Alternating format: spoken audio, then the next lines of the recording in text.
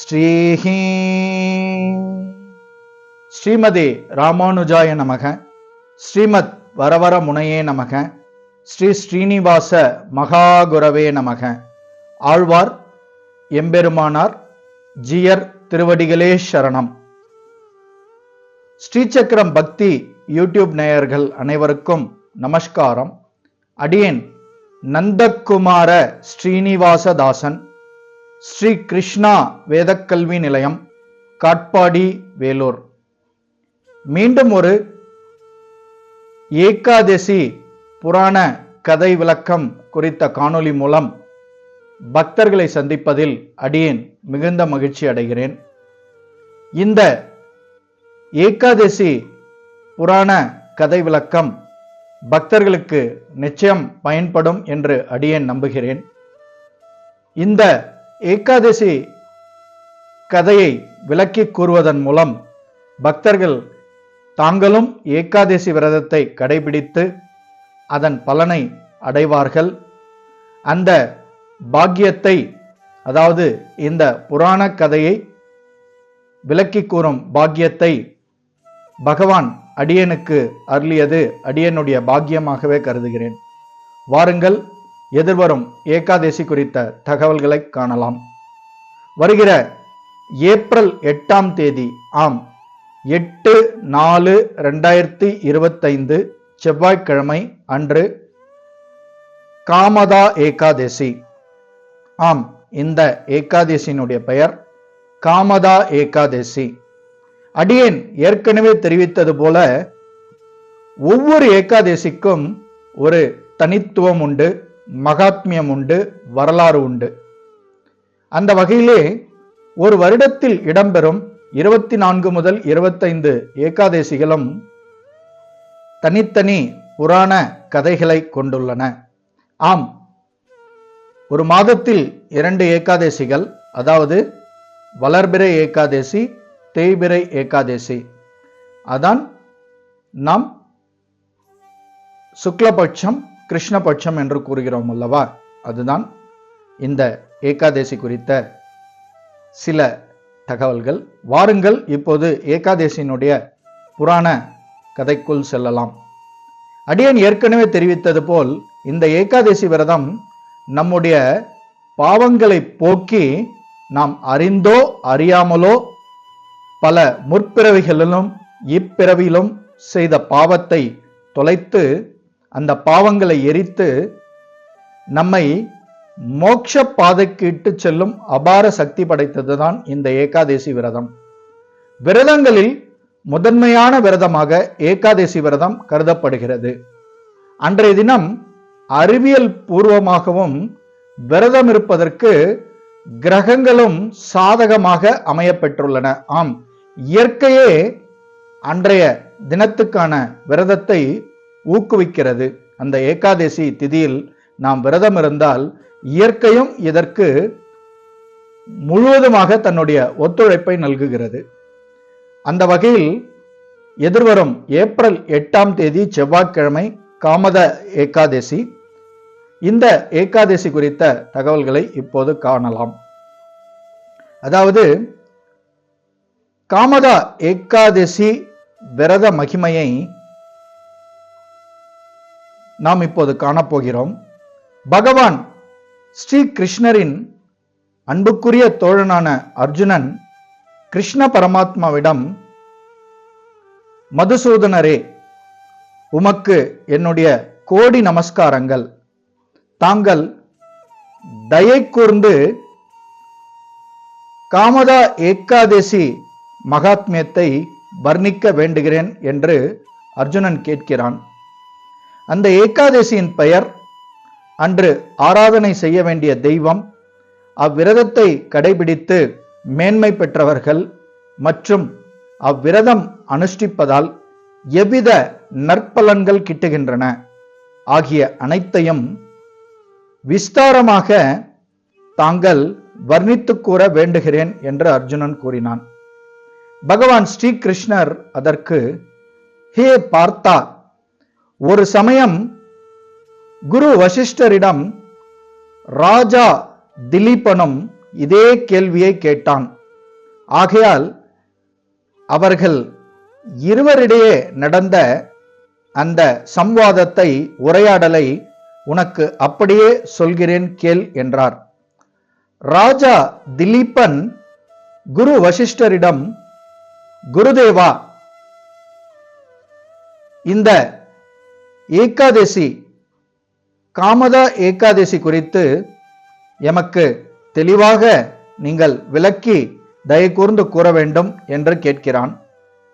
அதற்கு பதிலளிக்கையில் மகரிஷி வசிஷ்டர், ஓ ராஜனே, இந்த காமதா ஏகாதசி விரதத்தை அனுஷ்டிப்பவர்கள் சகலவிதமான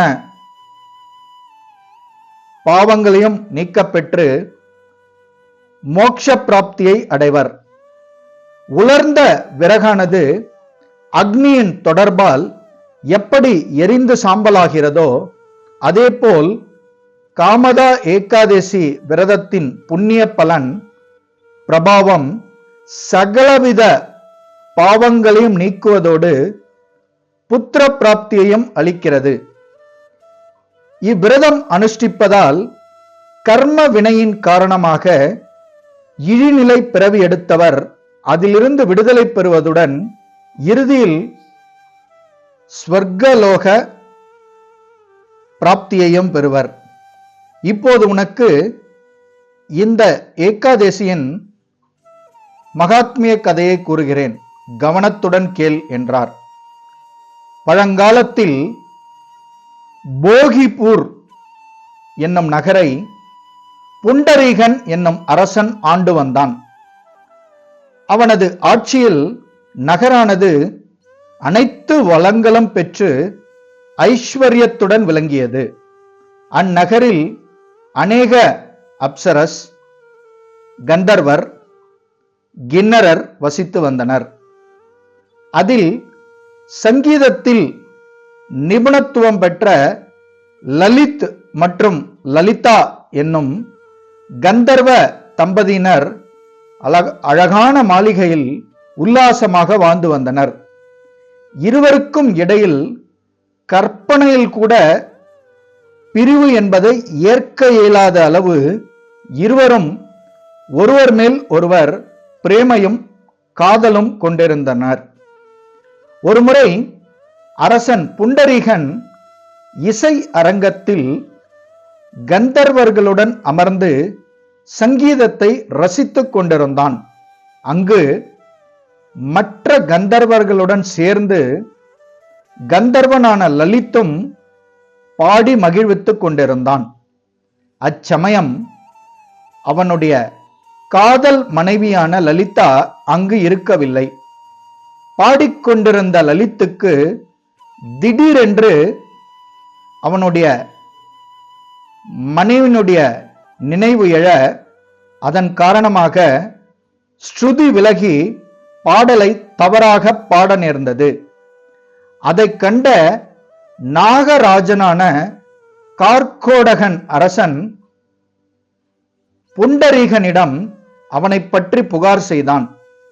அதை விசாரித்த அரசன் புண்டரீகன் லலித் மீது மிகுந்த கோபம் கொண்டு, துஷ்டனே, துர்மதி பெற்றவனே, என் முன்னிலையில் பாடல் பாடும்போது கூட உன் மனைவியை நினைத்துக் கொண்டிருந்து சங்கீதத்திற்கு அவமரியாதை செய்துவிட்டாய். ஆதலால் உன்னுடைய இந்த பாவ வினையின் தண்டனையாக நீ நரமாமிசம் தின்னும் ராட்சசனாக ஆக மாறுவாய் என்று சாபமிட்டான். அரசனின் சாபம் பெற்ற கந்தர்வன், அதாவது அரசனின் சாபம் பெற்ற கந்தர்வன் லலித் அக்கணமே கோர வடிவுடைய ராட்சசனாக மாறினான். அவனுடைய முகம் காண்பவர்களுக்கு அச்சத்தையும் பயத்தையும் அளிக்கக்கூடிய பயங்கர ரூபத்தை பெற்றது.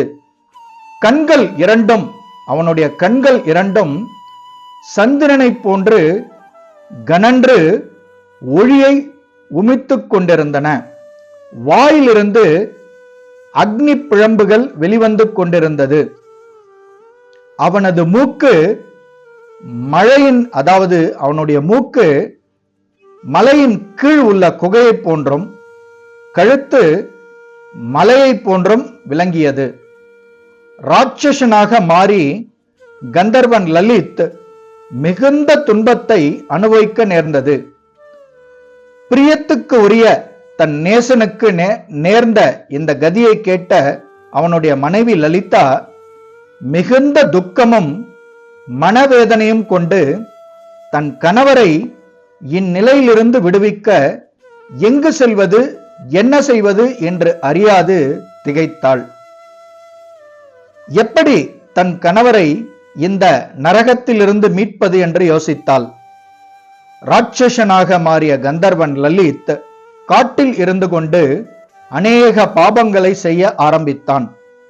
அவனுடைய மனைவி லலித்தை அவன் செல்லும் இடமெல்லாம் பின்தொடர்ந்து அவனுடைய நிலையை எண்ணி மிகவும் வருந்தினாள். இப்படியாக தன் கணவனை பின்தொடர்ந்து இறுதியில் விந்தியாசல் பர்வதத்தை அடைந்தாள். அங்கு அவள் சிருங்கி முனிவருடைய ஆசிரமத்தை கண்டாள். ஆசிரமத்தை கண்டதும் உடனடியாக அதனுள் சென்று முனிவரை நமஸ்கரித்து பின் வினயத்துடன் அவரிடம், முனிவரே, நான் வீர்தன்வா என்னும் கந்தர்வனின் மகள். என் பெயர் லலிதா. என் கணவர் அரசன் புண்டரீகனின் சாபத்தால் கோர ராட்சசனாக மாறிவிட்டார். அவருக்கு நேர்ந்த இந்த துர்பாகிய நிலைமை எனக்கு மிகுந்த துக்கத்தையும் வேதனையையும் அளிக்கிறது. மேலும் நித்தமும் அவர் படும் பாட்டை கண்டு நான் சொல்லாவண்ணா வேதனையை தவித்துக் கொண்டிருக்கிறேன். முனி சிரேஷ்டரே, தாங்கள்தான் கருணையுடன் என் கணவர் இந்நிலையிலிருந்து விடுதலை பெற ஏதாவது சிறந்த ஒரு வழியை கூற வேண்டும் என்று பிரார்த்தித்தாள். லலிதையின் கதையை கேட்ட ஸ்ருங்கி முனிவர், கந்தர்வ கன்னிகையே, வரும் ஏகாதசி பெயர் காமதா ஏகாதசி. அன்று ஏகாதசி விரதத்தை விதிப்பூர்வத்துடன் உபவாசமிருந்து அனுஷ்டித்தால் மனிதர்களின் அனைத்து காரியங்களும் சீக்கிரமே சித்தியடையப் பெறும். அன்று நீ விரதம் அனுஷ்டித்து அவ்விரத புண்ணிய பலனை உன் கணவருக்கு அளித்தால் அரசனின் சாபத்தால் ராட்சச ரூபத்தை அடைந்த உன் கணவன் அதிலிருந்து விமோச்சனம் பெறுவான் என்று ஆசீர்வதித்தார். முனிவரின் வார்த்தைகளின்படி லலிதா மிகவும் ஆனந்தத்துடன் காமதா ஏகாதசி விரதத்தை விதிப்பூர்வமாக அனுஷ்டித்தாள்.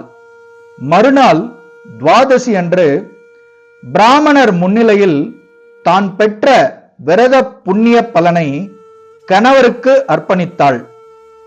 பகவான் மகாவிஷ்ணுவை வணங்கி, ஹே பிரபோ வாசுதேவா, ஏகாதசி விரதம் அனுஷ்டித்து நான் பெற்ற புண்ணிய பலன் என் கணவரை சேர்ந்து அதன் பிரபாவத்தால் அவர் சாபத்திலிருந்து விடுதலையடைய தங்களை பிரார்த்திக்கிறேன் என்று வேண்டிக் கொண்டாள். ஏகாதசி விரதத்தின் புண்ணிய பலனால் அவளுடைய கணவன் லலித் ராட்சச ரூபத்திலிருந்து விடுதலை பெற்று தன் பழைய கந்தர்வ சொரூபத்தை அடைந்தான். அழகிய ஆடை ஆபரணங்களுடன் தன் மனைவி லலிதாவுடன் மீண்டும் ஆனந்தமாக வாழத் தொடங்கினான். காமதா ஏகாதசியின் பிரபாவத்தால் முன்பை விட மிகவும் செழிப்புடன் இருவரும் வாழ்ந்தனர். இறுதியில் இருவரும் புஷ்பக விமானத்தில் அமர்ந்து ஸ்வர்கலோக பிராப்தியையும் பெற்றனர்.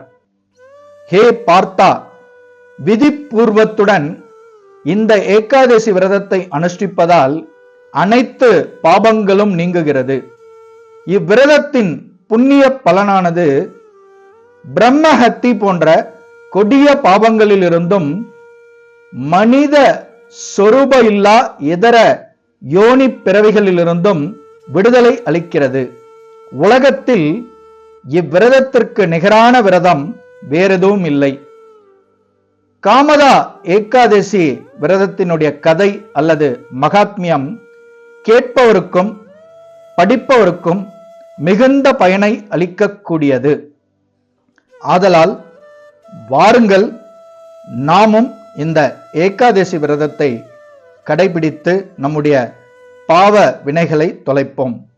இதில் முக்கியமாக நாம் கவனிக்க வேண்டியது, கந்தர்வன் லலித் தன்னுடைய கடமையை மறந்து கோர ராட்சசனாக மாறி வெறுக்கத்தக்க காரியங்களை செய்ததுடன் கஷ்டத்தையும் அனுபவிக்க நேர்ந்தது. அதாவது அவனுடைய கடமை அரசவையில் பாடுவது.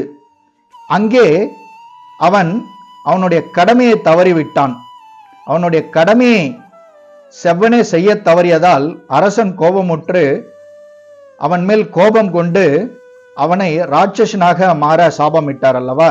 அந்த சாபத்திலிருந்து இந்த ஏகாதசி விரதத்தை அவனுடைய மனைவி கடைபிடித்து அந்த நற்பலனை அவனுக்காக பகவானிடம் அர்ப்பணித்ததன் மூலம் அவன் அந்த பிசாசு வடிவிலிருந்து வெளிவந்து மீண்டும் தன் மனைவியுடன் நிம்மதியாக எவ்வாறு வாழ்ந்தான் என்ற இந்த கதை விளக்குகிறதோ, இதன் மூலம் ஏகாதசி விரதத்தினுடைய பலனை நாம் தெளிவாக புரிந்து கொள்ள முடியும். பகவான் மகாவிஷ்ணு தன் பக்தர்களின் மீது அளவில்லா கிருபா கடாட்சத்தை அருள்பவர். பக்தர்கள் மனம் விரும்பிய வரத்தை அருள்பவர். தான் பெற்ற புண்ணிய பலனை மற்றவரின் நலம் கருதி அர்ப்பணிப்பதால் அந்த நற்கர்மமானது பன்மடங்கு பெருகி மிகுந்த சக்தி வாய்ந்ததாகிறது. அத்தகைய மேன்மையான தானத்தை செய்பவர் மிகவும் மேன்மையானவர். இதில் எவ்வித மாற்று கருத்தும் இல்லை. மீண்டும் ஒரு ஏகாதசி மகாத்மிய கதை மூலமாக உங்களை சந்திக்கும் வரை உங்களிடமிருந்து விடைபெறுவது அடியேன் நந்தகுமார ஸ்ரீனிவாசதாசன். மிக்க நன்றி. ஜெய் கௌரங்கா. சர்வம் கிருஷ்ணார்ப்பணம். ஜெய் ஸ்ரீராம்.